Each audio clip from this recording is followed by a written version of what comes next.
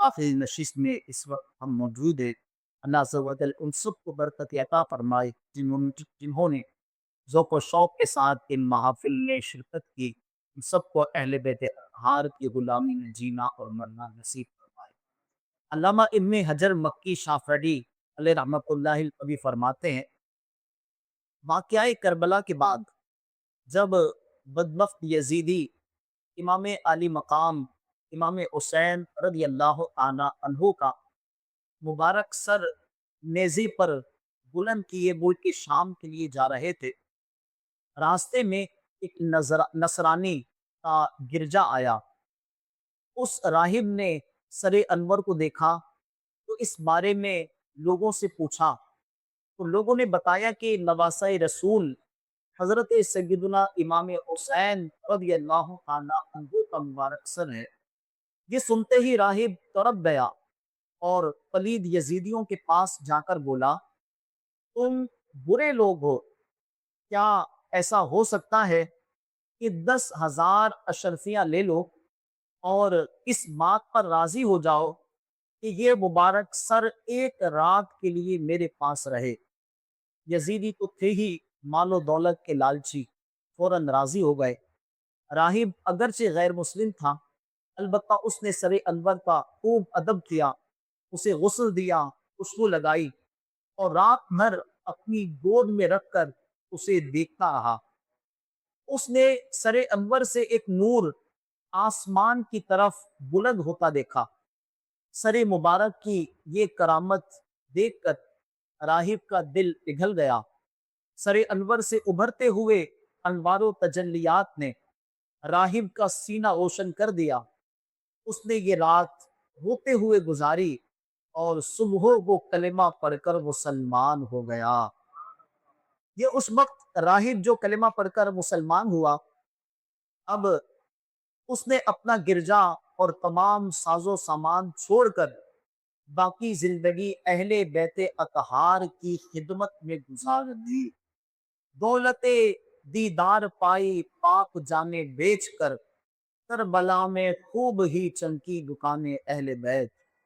پیارے محترم اسلامی بھائیو، نصرانی راہب کو تو اہل بیت اطہار کی عظمت، امام علی مقام رضی اللہ تعالیٰ عنہ کے مبارک سر کا ادب و احترام کرنے کی برکت سے ایمان کی دولت نصیب ہوئی، اور دوسری طرف بظاہر کلمہ پڑھنے والے یزیدی یہ مال کے جو لالچی تھے، اب انہوں نے راہب سے جو پیسے ملے تھے وہ، اور جو اہل بیت اطہار کے خیموں سے لوٹے تھے وہ سارے جو درہم و دینار تھے ایک جگہ بیٹھ کر تقسیم کرنے لگے۔ تو جو ہی انہوں نے ان درہم و دینار کی تھیلی کھولی تو ان تھیلیوں میں اب درہم و دینار نہیں بلکہ مٹی کی ٹکریاں پڑی ہوئی تھی، اور ان کے ایک طرف پارہ 13 سورہ ابراہیم کی یہ آیت کریمہ، وَلَا تَحْسَبَنَّ اللَّهَ غَافِلًا عَمَّا يَعْمَلُ الظَّالِمُونَ، اور اے سننے والے، ہرگز اللہ کو ان کے کاموں سے بے خبر نہ سمجھنا جو ظالم کر رہے ہیں، لکھی تھی۔ اور دوسری طرف پارہ 19 سورہ شعراء کی یہ آیت کریمہ تحریر تھی، وَسَيَعْلَمُ الَّذِينَ ظَلَمُوا أَيَّ مُنقَلَبٍ يَنقَلِبُونَ، اور انقریب ظالم جان لیں گے کہ کس کروٹ پلٹا کھائیں گے۔ اے عاشقان صحابہ و اہل بیت، کیسی عبرت کی بات ہے، امام علی مقام امام حسین رضی اللہ تعالی عنہ کا ادب و احترام کرنے کی برکت سے غیر مسلم کو ایمان کی دولت پا گیا، لیکن بظاہر نانا جان کا کلمہ پڑھنے والے، انہیں کیا ملا؟ نہ دنیا ہاتھ آئی اور نہ دین ہی باقی رہا۔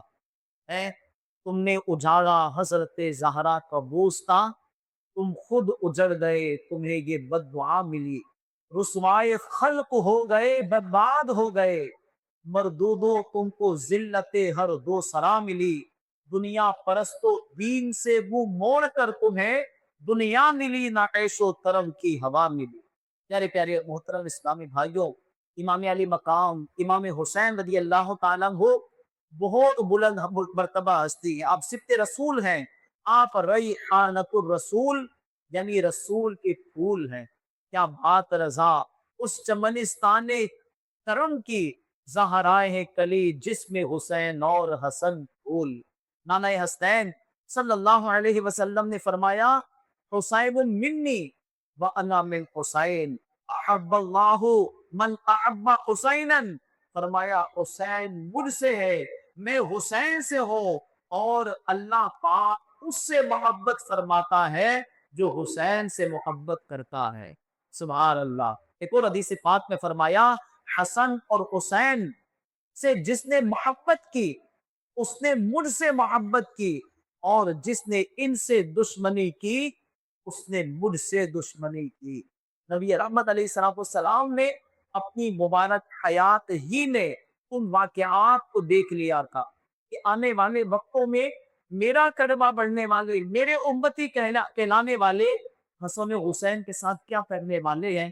تو حضور نبی رحمت علیہ السلام نے ان سے اپنی محبت کا اظہار فرمایا تاکہ لوگ عبرت حاصل کریں اور ان کے مد مقابل نہ آئیں۔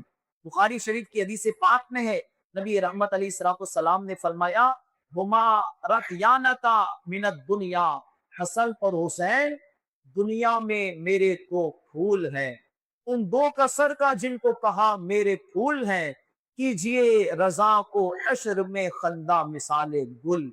اور ترمذی شریف کی روایت ہے، نبی رحمت علیہ السلام نے فرمایا، حسن و حسین جنتی نوجوانوں کے سردار ہیں۔ پیارے محترم اسلامی بھائیوں، امام علی مقام رضی اللہ تعالیٰ عنہ نے 55 سال 5 ماہ اور 5 دن اس دنیا میں گزارے۔ 10 محرم الحرام 61 ہجری بروز جمعہ کو انتہائی مظلومیت کے ساتھ شہید کر دیے گئے۔ آپ نے حق پر ثابت قدمی، جواں مردی، استقامت اور صبر و رضا کی لازوال مثال قائم فرمائی۔ باغ جنت کے بہرے بدہا خانے اہل بیت، تم کو مژدہ نار کا اے دشمنان اہل بیت۔ ان کی پاکی کا خدائے پاک کرتا ہے بیاں، آیا تطہیر سے ظاہر ہے شان اہل بیت۔ ان کے گھر میں بے اجازت جبرائیل آتے نہیں، قدر والے جانتے ہیں قدر و شان اہل بیت۔ کس شقی کی ہے حکومت، ہائے کیا اندھیر ہے، کس شقی کی ہے حکومت، ہائے کیا اندھیر ہے، دن دہاڑے لٹ رہا ہے کاروان اہل بیت۔ گھر لٹانا جان دینا کوئی تم سے سیکھ جائے، جان عالم ہو فدا اے خاندان اہل بیت۔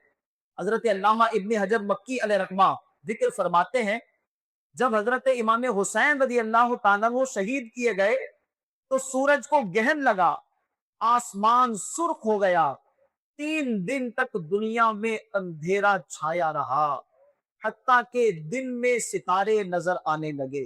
کئی روز تک آسمان سے خون برسا، اس کا اثر دیواروں اور عمارتوں پر ظاہر ہوا، اور دیواریں اور عمارتیں رنگین ہو گئی۔ جو کپڑا اس خون سے رنگین ہوا اس کی سرخی پرزے پرزے ہونے تک نہ گئی۔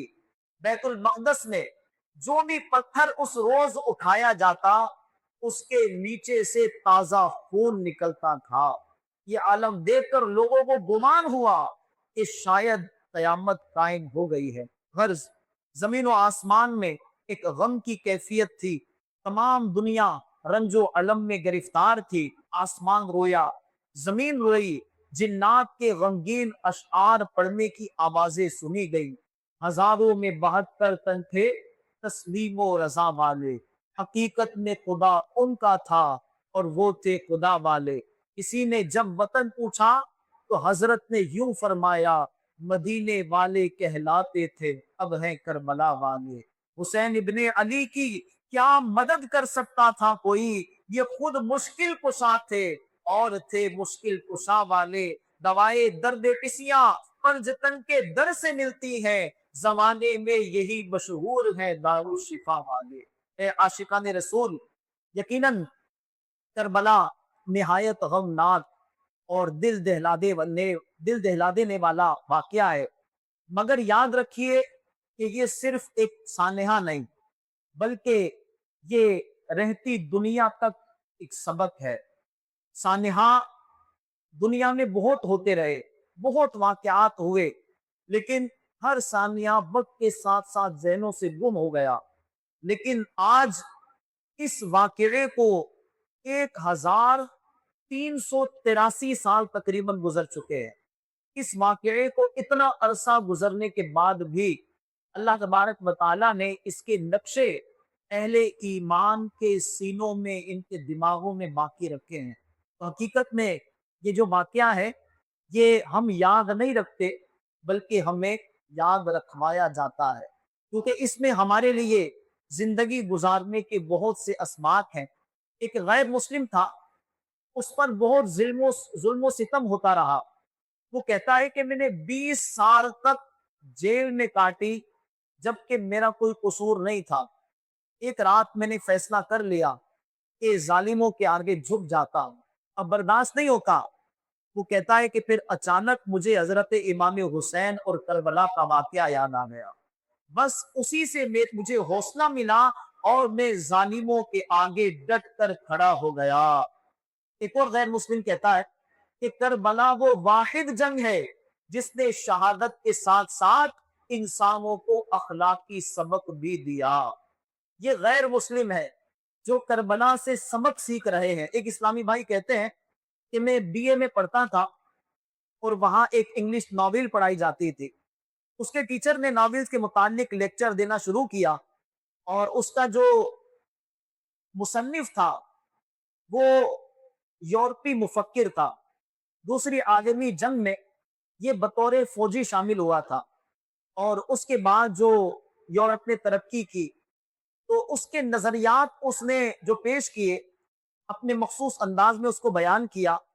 ٹیچر نے اس کے متعلق لیکچر دینا شروع کیا کہ مصنف کہتا ہے کہ اگر ہم زندگی کے سفر میں کامیاب ہونا چاہتے ہیں تو اس کے لیے صبر، برداشت کی سخت ضرورت ہے۔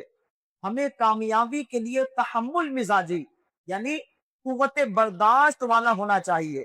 کامیابی کے لیے ہم دوسروں پر بھروسہ نہیں کر سکتے، ہمیں خود پر اعتماد کرنا ہوگا، اور ساتھ میں اوور کانفیڈنس سے بھی اپنے آپ کو بچانا ہوگا۔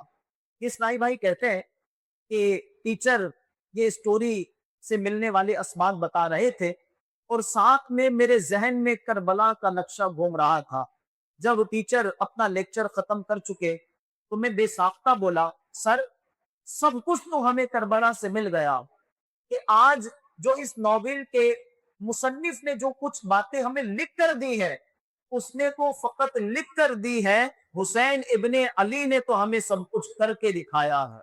پیارے پیارے محترم اسلامی بھائیو، یہی حقیقت ہے کہ جو اس مفکر نے اپنا تجزیہ بیان کیا، زندگی کی کامیابی کے 3 اصول بیان کیے، وہ کیا؟ ایک مفکر کہتا ہے کہ بھوک برداشت کرنے کی طاقت، انتظار اور سوچنے سمجھنے کی صلاحیت، کہتے ہیں کہ یہ 3 چیزیں انسان کو کامیاب کر دیتی ہیں۔ اب ان 3 اصولوں پر ہم غور کریں۔ غیر مسلم مفکر نے کامیابی کے لیے سب سے پہلی کیا چیز بیان کی؟ کہ بھوک برداشت کرنے کی طاقت۔ کیا کربلا میں ہمیں یہ نظر نہیں آتا؟ اللہ اکبر، 3 دن کے بھوکے پیاسے، اور اس کے باوجود بھی آپ علیہ کعب رضی اللہ تعالی عنہ کا جو صبر تھا کتنا بے مثال تھا، کتنا باکمال تھا، کہ آپ نے اپنے 6 ماہ کے علی اصغر کے جنازے کو بھی اٹھایا، اپنے نوجوان علی اکبر کے جنازے کو بھی اٹھایا۔ کسی والد کے جوان بیٹے کا انتقال ہو جائے نا، تو اس کو سہارا دینا مشکل ہو جاتا ہے، اس کو صبر نہیں آتا۔ اس والد کو 10 لوگ مل کر سہارا دیں، وہ سمجھ نہیں پاتا، وہ اپنے حواس کھو دیتا ہے۔ لیکن یہ امام عالی مقام کا جگرا تھا، یہ ان کا صبر تھا، کہ آپ رضی اللہ تعالیٰ عنہ نے 72 جنازے تنے تنہا اٹھائے۔ آپ رضی اللہ تعالیٰ وہ ایک ایک جنازہ لے کر آتے تھے، اپنے خیمے کے پاس لگاتے تھے، لیکن اس کے باوجود آپ کے صبر و استقلال میں ذرہ برابر فرق نہ آیا۔ پیارے پیارے محترم اسلامی بھائیوں، کربلا کے واقعے سے ہم نے بہت کچھ سیکھنا ہے۔ یہ یاد رکھیں کہ امام علی مقام رضی اللہ تعالیٰ عنہ، آپ کو یزید سے کوئی ذاتی بغض نہیں تھا، آپ کی اور یزید کا کوئی ذاتی، کوئی دنیاوی مفاد میں کوئی آپس کا جھگڑا نہیں تھا، بلکہ یزید سے متعلق امام علی مقام رضی اللہ تعالیٰ عنہ نے جو باتیں بیان کی، آج اس کو سن کر کچھ باتیں سیکھنے کی کوشش کرتے ہیں۔ غیب جاننے والے آخری نبی رسول ہاشمی صلی اللہ علیہ وسلم نے فرمایا اولو من یبدل سنتی رجل من بنی امیہ یقال لہ یزید، فرمایا میری سنت کو بدلنے والا پہلا شخص یزید ہوگا جو کہ بنی امیہ سے تعلق رکھنے والا ہوگا۔ معلوم ہوا کہ یزید کون تھا؟ یہ سنت کو بدلنے والا تھا، خلاف سنت کاموں کو رواج دینے والا تھا۔ یہ بدبخت خود بھی سنت مصطفیٰ صلی اللہ علیہ وسلم کی پیروی نہیں کرتا تھا اور دوسروں کو بھی خلاف سنت کاموں پر ابھارتا تھا۔ اب ذرا ہم خود پر غور کر لیں کہ امام علی مقام اور یزید کا جھگڑا کیا ہے کہ یزید فاسق ہے، یزید فاجر ہے، یزید زانی ہے، یزید شرابی ہے، یزید سنتوں کو مٹانے والا ہے۔ اور آج ہمارا کردار کیا ہے اس پر تھوڑا سا غور کریں کہ آج ہم نبی رحمت علیہ السلام کی سنت کے آئینہ دار ہیں یا کہ حضور کی سنتوں کو ہم بھی مٹانے والے ہیں؟ اور اگر ایسا ہے کہ ہم بھی سنتوں کو مٹانے والوں میں شامل ہیں، ہم بھی اپنی ذات پر حضور کی سنتوں کو نافذ نہیں کرتے، تو پھر ہم دیکھیں کہ ہماری صف کون سی ہے؟ کیا ہاں حسینی صف میں کھڑے ہیں کہ جو کہ نبی رحمت علیہ السلام کی سنتوں کے آئینہ دار تھے، یا کہ ہم جزیری صف پہ کھڑے رہے ہیں؟ ہم نام تو حسین کا لیتے ہیں لیکن ہمارا کردار کیا ہے؟ پیارے محترم اسلام بھائی، اس پر ہم غور کریں، سر سے لے کر پاؤں تک کا جائزہ لے کہ کیا میرا مکمل جسم نبی رحمت علیہ السلام کی سنت کے مطابق ہے؟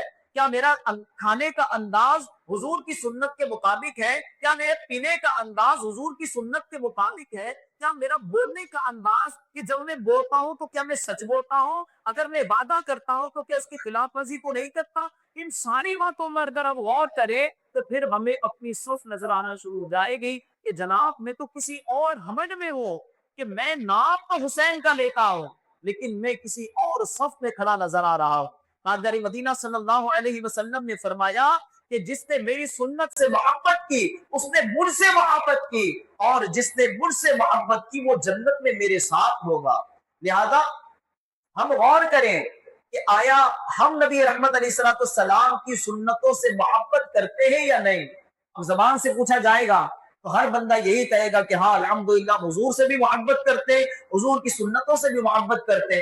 لیکن میں آپ سے پوچھتا ہوں کہ جب آپ شادی میں جاتے ہیں تو وہاں جب آپ پانی پینا شروع کرتے ہیں تو کیا بیٹھ کر پیتے ہیں یا کھڑے ہو کر پیتے ہیں؟ آپ گھر میں جب پانی پیتے ہیں تو بیٹھنے کا کوئی اہتمام کرتے ہیں، یا جس اگر بیٹھے ہوئے مل گیا تو بیٹھے بیٹھے پی لیا، کھڑے کھڑے مل گیا تو کھڑے کھڑے پی لیا، بیٹھنے کا وہ خاص اہتمام نہیں ہوتا؟ تو یہ سنت سے کیسی محبت ہوئی؟ نبی رحمت علیہ السلام کا کھانے کا انداز دیکھیں، پینے کا انداز دیکھیں، حضور کے سر پر امامہ ہوا کرتا تھا، حضور کے چہرے پہ داڑھی ہوا کرتی تھی، نبی رحمت علیہ السلام کا لباس کیسا ہوا کرتا تھا۔ ان ساری سنتوں کو کیا ہم اپنانے والے ہیں؟ تو نبی رحمت علیہ السلام کا ہمیں قرب بھی چاہیے، حضور کی شفاعت بھی چاہیے، جنت میں حضور کا پڑوس بھی چاہیے، لیکن حضور کی سنتوں پر عمل کرنا بدقسمتی سے آج ہمیں گوارا نہیں۔ نبی رحمت علیہ السلام نے ارشاد فرمایا من تمسک بسنتی دخل الجنہ، جس نے میری سنت کو مضبوطی سے پکڑ لیا وہ جنت میں داخل ہوگا۔ سبحان اللہ۔ تو ہمیں بھی چاہیے کہ ہم نبی رحمت علیہ السلام کی سنتوں کو اپنی ذات پر نافذ کریں۔ امام علی مقام رضی اللہ تعالیٰ عنہ نے یزید کے برے کردار کو بیان فرمایا۔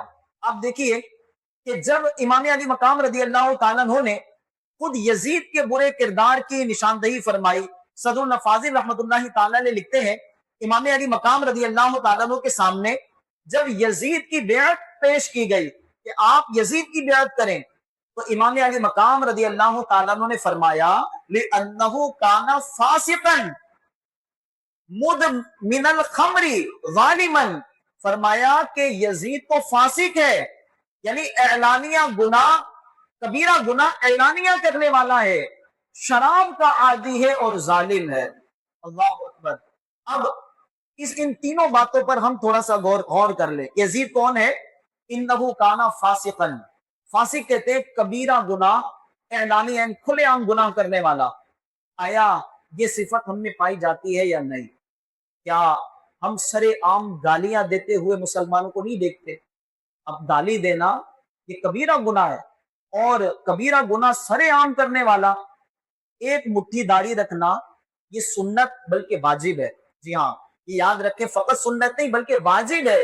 اور داڑھی ایک مٹھی سے گٹانا یا کتروا دینا یہ ناجائز و حرام ہے.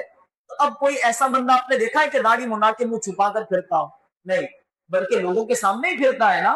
تو اب گویا کہ حرام کام سرے عام کرنا، فلمیں ڈرامے چھپ کر دیکھے جاتے ہیں، گانے چھپ کر سنے جاتے ہیں، یوں ڈنکے کی چوٹ پر اپنے اسٹیٹس پر باقاعدہ گانے لگائے جاتے ہیں. تو یہ تو سارے وہ کام کہ کبیرہ گناہ سرے عام کرنا، یہ یزید کا ایک جرم تھا. پھر فرمایا کہ وہ شراب کا عادی تھا. تو کیا آج ہمارے معاشرے میں شراب ختم ہو گئی؟ غیر مسلموں کو لائسنس دیا جاتا ہے شراب خانے کا، اور وہاں اگر جائزہ لیا جائے نا تو شراب خریدنے والے غیر مسلموں سے زیادہ مسلمان ہوتے ہیں. یہ آج ہمارے معاشرے میں نظر آ رہا ہے. اور پھر جو تھوڑا اپر طبقہ ہے نا، جو تھوڑا مالدار طبقہ ہے، ان کے ہاں اب باقاعدہ ان کی محافل میں، ان کی شادیوں میں شراب کا اہتمام کیا جاتا ہے. اور ان کے اسٹیٹس کے لوگوں میں سے اگر کوئی شراب نہ پیے تو اس کو اپنی بیٹھک سے نکال دیا جاتا ہے. یہ ہمارے اسٹیٹس کا نہیں ہے، ہمارے لیول کا نہیں ہے. یہ آج یہ اپنے لیول کو، اپنے اسٹیٹس کو شراب سے کمپیئر کر دے. اگر پینے والا ہے تو یہ ہمارے لیول کا ہے، اگر نہیں پینے والا تو ہمارے لیول کا ہے، یہ چھوٹا بندہ ہے. معاذ اللہ ثم معاذ اللہ. آج شراب کس دھڑلے سے ہمارے معاشرے میں عام ہے. تو کیا یہ مناظر ہمیں نظر نہیں آتے؟ پھر اسی طرح فرمایا کہ وہ ظالم ہے. تو کیا آج ظلم ہمارے معاشرے میں نظر نہیں آتا؟ ہم یہ سمجھتے ہیں کہ ظلم فقط وہی ہے، کوئی کسی کو قتل کر دے تو وہ ظلم ہے. پیارے محترم اسلامی بھائیوں، کسی کو گالی دینا بھی ظلم ہے.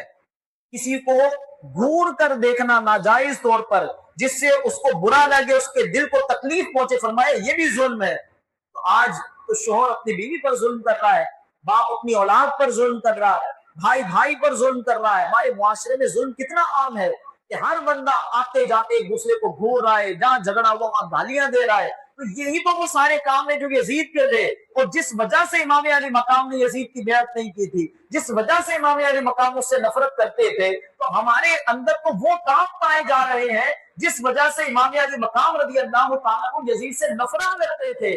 تو آیا ہم سے امام علی مقام کیسے خوش ہو سکتے ہیں کہ ہمارے اندر بھی تو آج وہی کام پائے جا رہے ہیں. امام علی مقام رضی اللہ تعالیٰ عنہ نے میدان کربلا کی طرف تشریف لے جاتے ہوئے راستے میں ایک مقام پر یزیدی لشکر کے سامنے خطبہ دیتے ہوئے ارشاد فرمایا، اے لوگوں، رسول انور صلی اللہ علیہ وسلم نے فرمایا، بے شک جو ایسے حکمران کو دیکھے جو ظلم کرتا ہو، اللہ پاک کی حرام کردہ چیزوں کو حلال ٹھہراتا ہو، اللہ پاک کا عہد توڑتا ہو، سنت کی مخالفت کرتا ہو، لوگوں میں گناہوں اور ظلم و زیادتی کو رواج دینے والا ہو، تو دیکھنے والا اگر ایسے ظالم کو برے کاموں سے ہاتھ سے نہ روکے، نہ زبان سے روکے، اللہ پر حق ہے کہ اس دیکھنے والے کو اس ظالم کے ساتھ ہی رکھے. لوگوں سن لو، بے شک ان یزیدیوں نے شیطان کی اطاعت کو لازم پکڑ لیا، رحمان کی اطاعت کو چھوڑ دیا، لوگوں میں فساد پھیلایا، اللہ پاک کی حدود میں پامال کیا، اللہ پاک کی حرام کی ہوئی چیزوں کو حلال اور حلال کی ہوئی چیزوں کو حرام قرار دیا. اور میں اس بات کا زیادہ حق رکھتا ہوں کہ ایسے ظالم کے سامنے کلمہ حق بلند کروں. پیارے محترم اسلامی بھائیو، غور کریں، امام علی مقام رضی اللہ تعالیٰ عنہ نے یہاں یزید کی 7 برائیاں بیان فرمائی. فرمایا یزید فاسق ہے، یزید شرابی ہے، یزید ظالم ہے، یزید رحمان کی اطاعت چھوڑ کر شیطان کی پیروی کرنے والا ہے، یزید فساد پھیلانے والا ہے، یزید اللہ پاک کی حدود کو پامال کرنے والا ہے، یزید اللہ پاک کی حلال کی ہوئی چیزوں کو حرام اور حرام چیزوں کو حلال ٹھہرانے والا ہے. اب ہم اپنے کردار پر غور کریں. یزید فاسق تھا. فاسق اسے کہتے ہیں جو اعلانیہ گناہ، جو کبیرہ گناہ سر عام کرتا ہے. تو اب یہ چیز ہمارے معاشرے میں ہمیں نظر آتی ہے، ظلم ہمارے معاشرے میں ہمیں نظر آتا ہے. اور اسی طرح آج لوگوں کے قرضے دبا دیے جاتے ہیں، یہ بھی ظلم ہے. لوگوں کی عزتیں پامال کی جاتی ہیں، فرمائے یہ بھی ظلم ہے. اسی طرح امام علی مقام رضی اللہ تعالیٰ عنہ نے فرمایا کہ یزید نے کیا کیا، اس نے رحمان کی اطاعت کو چھوڑ کر شیطان کی پیروی کر لی۔ اب یہ بڑا امتحان ہے، نماز پڑھنا رحمان کی اطاعت ہے اور نہ پڑھنا شیطان کی پیروی ہے۔ کیا ہم پکے نمازی ہیں، پانچوں نمازیں پڑھنے والے ہیں؟ اگر کمزوری ہے تو پھر ہم نے کس کی اطاعت کی ہوئی ہے؟ یزید کی فطرت یہ تھی، یزید کا طرز عمل یہ تھا، نیکی کرنا رحمان کی اطاعت، بدی کرنا شیطان کی اطاعت، رمضان کے روزے رکھنا رحمان کی اطاعت ہے، روزے چھوڑنا شیطان کی اطاعت ہے۔ غور کر لیں کہ جو رمضان گزرا کتنے روزے رکھے تھے اور کتنے چھوڑے تھے؟ اگر روزے چھوڑنے والوں میں بھی نام ہے تو پھر ہم حسینیوں میں ہیں یا یزیدیوں میں ہیں۔ اسی طرح ماں باپ کی اطاعت کرنا یہ رحمان کی اطاعت ہے، ماں باپ کی نافرمانی کرنا یہ شیطان کی اطاعت ہے۔ غور کر لیں کہ آیا ہمارے ماں باپ ہم سے کتنا راضی ہیں؟ بہن بھائیوں کے حقوق، بیوی کے حقوق، مسلمانوں کی عزت، ان کو پورا کرنا یہ رحمان کی اطاعت ہے اور اس کا برعکس کرنا یہ شیطان کی اطاعت ہے۔ تو آج اگر ہم اپنا جائزہ لیتے ہیں تو ہمیں پتہ چلتا ہے کہ جناب ہم نے تو جو اعمال اپنا رکھے وہ تو سارے یزید کی عادتیں تھیں، اور ہم ہیں کون؟ ہم ہیں حسینی۔ اہل بیت کی پکی محبت ہمارے سینوں میں ہے، چاہے نماز ایک نہ پڑھیں لیکن ہے پکے غلامان صحابہ و اہل بیت۔ اہل بیت کی محبت ایسی پکی ہے کہ فجر کی نماز نہیں پڑھے کوئی ٹینشن نہیں۔ وہ امام علی مقام رضی اللہ تعالیٰ ہو جن کی محبت کا دم بھرتے ہیں، وہ نیزے پر قرآن سنائیں، اور ہمیں قرآن پڑھنا ہی نہ آتا ہو، اور پڑھنا آتا بھی ہو تو سال سال بھر قرآن کو کھول کر نہ دیکھیں، لیکن ہماری محبت اہل بیت کم نہیں ہوتی۔ ہاں ہم پکے محبت اہل بیت، کیوں؟ ہم شربت جو کرتے ہیں، ہم کچڑا جو بناتے ہیں، ہم نے امام علی مقام اور واقعہ کربلا سے فقط یہی سیکھا ہے، اس کے علاوہ ہم نے کیا سیکھا؟ غور کریں نا کہ آج ہم امام علی مقام رضی اللہ تعالیٰ عنہ کی محبت کے بدلے میں کرتے کیا ہے؟ صرف شربت بنا کر بانٹ دیا، ہم پکے محبت اہل بیت والے ہو گئے۔ ہم نے کھچڑا پکا دیا، پکے محبت اہل بیت والے ہو گئے۔ اب وہ کھچڑا بنانے کے لیے بھی ہم نے کتنے لوگوں کے حقوق پامال کیے کہ بلند آواز سے جب تک دیگ نہیں چلتا ہے، پوری گلی کی نیند حرام نہیں کرنی جاتی ہے، تب تک ہمارا کھچڑا نہیں بنتا ہے۔ کیا اس کھچڑے سے امام علی مقام خوش ہوں گے؟ یا امام علی مقام رضی اللہ تعالیٰ وہ سجدے سے خوش ہوں گے کہ انہوں نے تو آخری وقت میں سجدہ کرتے دکھایا؟ شمشیر وقف قاتل ہو کھڑا اور کوئی رہے سجدے میں پڑا، کہتی ہے زمین کعبہ منا، اس شان کا سجدہ کھیل نہیں۔ تو میرے آقا امام علی مقام رضی اللہ تعالیٰ وہ سجدہ کرنے والے تھے، اور آج یہ کھچڑا پکانے والا نہ عشاء کی نماز پڑھتا ہے نہ فجر کی نماز پڑھتا ہے، ساری رات جاگ کر کھچڑا پکا رہا ہے۔ ایسا کھچڑا کسی کام نہیں آ رہا ہے، یہ یاد رکھیں۔ امیر اہل سنت نے دو ٹوک ہمیں موقف دیا ہے، ہم پہلے نمازی ہے بعد میں نیازی ہے۔ میں یہ نہیں کہتا کہ کھچڑا بنانا ناجائز ہے، شربت بنانا ناجائز ہے، بالکل جائز ہے، بڑا اچھا کام ہے، لیکن پہلے نماز بھی تو ادا کرنی ہے۔ کھچڑا بنانے والا اگر نماز بھی پڑھے اور کھچڑا بناتے ہوئے امام علی مقام کو بھی یاد کرے کہ وہ تو حالت سجدہ میں تھے، وہاں کھچڑا تیار ہو رہا ہے، یہاں یہ قرآن لے کر بھی وہ کہہ دینا ساری رات گانے سن رہے، بقاعدہ گانے بجا جاتے بعض جگہ کو، کھچڑا بن رہا ہے، اس کے لیے امام علی مقام کی محبت میں اور ڈیک پر گانے چل رہے ہیں۔ اللہ اکبر، یہ ہمارا انداز ہے، ہماری عقلیں کہاں چلی گئی ہیں۔ کل ایک شخص سے ملاقات ہوئی، باقاعدہ انہوں نے اپنے گلے میں وہ کلاوہ دکھایا، تو یہ مجھے امام حسین کی یاد دلاتا ہے۔ اللہ اکبر، اس کلاوے کا امام حسین سے کیا تعلق ہے؟ امام حسین نے پہنا تھا، اہل بیت اطہار میں سے کسی نے پہنا ہوا تھا، تو یہ کلاوہ امام حسین کی یاد کیسے دلا رہا ہے؟ ہمیں سجدہ امام حسین کی یاد نہیں دلا رہا کہ آخری وقت میں انہوں نے سجدہ کیا تھا، کاش میں سجدہ کروں تو مجھے یاد آئے کہ میرے امام نے حالت سجدہ میں سر کٹوایا تھا، اے کاش کہ مجھے بھی حالت سجدہ میں موت آ جائے۔ کاش ایسا ہو نا، ہمیں یہاں امام حسین کیوں یاد نہیں آتے؟